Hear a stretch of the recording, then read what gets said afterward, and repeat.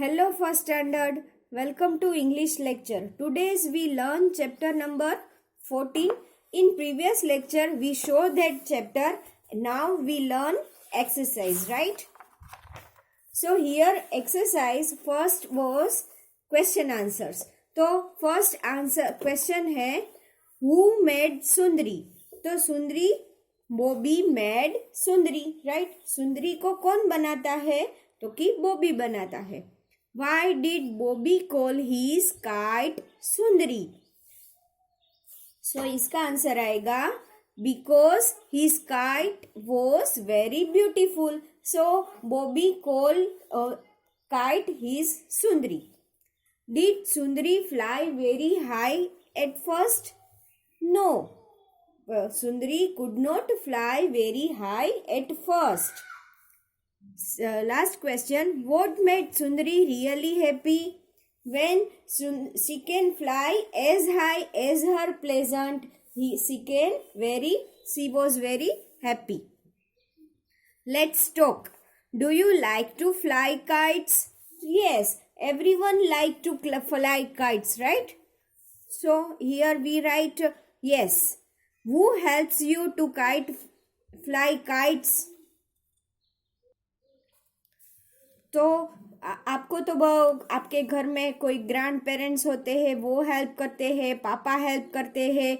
अगर आपका बड़ा भाई है तो वो हेल्प करता है. तो राइट, यहाँ पे हम आंसर लिख सकते हैं कि my father helps me to fly kites, right? Otherwise आपको जो हेल्प कर रहा है उसका भी आप लिख सकते हो. Okay, then next question, tick the objects you need to fly a kite. Colour the kite. हमें काइट को फ्लाई करने के लिए कौन सी चीज़ें चाहिए वो हमें ऑब्जेक्ट टिक करने हैं. और फिर ये आपको काइट दी गई है ना, उसमें आपको कलर फिल करना है. तो फर्स्ट है स्टिक. तो काइट को फ्लाई हमें बनाना होगा ना फर्स्ट तो काइट को, तो इसके लिए स्टिक की ज़रूरत हमें पड़ेगी. फिर है रोलर, तो यस. Then glue, तो yes. Then pair of scissors, yes. Then basket, तो no, no need to basket. There are paper, तो yes, we need paper for making a kite. Ball, no need to ball. Name the objects in your own language. तो इसको हम हमारी language में क्या बोलते हैं? स्टिक है. फिर है रोलर, तो ये हम हमारी कैची है, तो हमारी लैंग्वेज में भी हम यही सब बोलते हैं, right? Now we come page number 83. Here trace over the dotted lines. यहाँ पे आपको बहुत सारी पैटर्न्स दी गई है, वो आपको बिल्कुल ध्यान से ट्रेसिंग करना है. तो आपको ट्रेसिंग करने के लिए ये डॉट के ऊपर ही आपकी पेंसिल आनी चाहिए, राइट? ये इधर उधर ऐसे बाहर नहीं निकलनी चाहिए, बिल्कुल प्रॉपर डॉट के ऊपर. देखो ये मैं ऐसे कर रही हूँ, ऐसे, राइट? तो ऐसे ही आपकी होनी चाहिए, ऐसे इधर उधर ऐसे मेसी वर्क नहीं होना चाहिए. Okay, coming to the next page. यहाँ पे क्या है? Look at the pictures and tell the story in your own words. The umbrella and the crow, right? तो here I listen you the story. I telling you a story, right? It is rainy day, right? One girl enjoy raining with an umbrella. Suddenly a wind blows and her umbrella fly away. At this time, the crow catch her umbrella and fly away.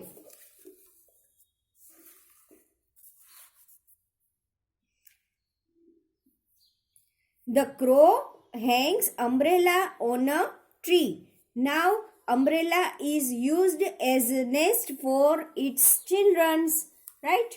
एक दिन क्या होता है, बारिश में एक लड़की है वो अम्ब्रेला के साथ घूमती है, इधर उधर आती है, यहाँ पे एंजॉय कर रही है वो रेनिंग को। तभी क्या होता है, अचानक से एक जोरों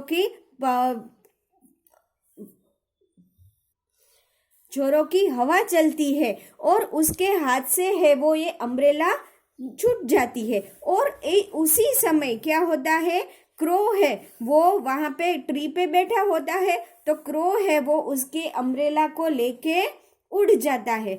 अब वो क्या करता है, अम्ब्रेला को ट्री पे हैंग कर देता है और उसका यूज वो फोनेस के जैसे करता है उसके बच्चों के लिए। उसमें उसके बच्चों को बिठा दिया और एज ए नेस्ट बना लिया, राइट। तो ये थी हमारी स्टोरी। तो हमें यहाँ पे कुछ सेंटेंस दिए गए हैं, तो इसको हमें रीअरेंज करना है, राइट।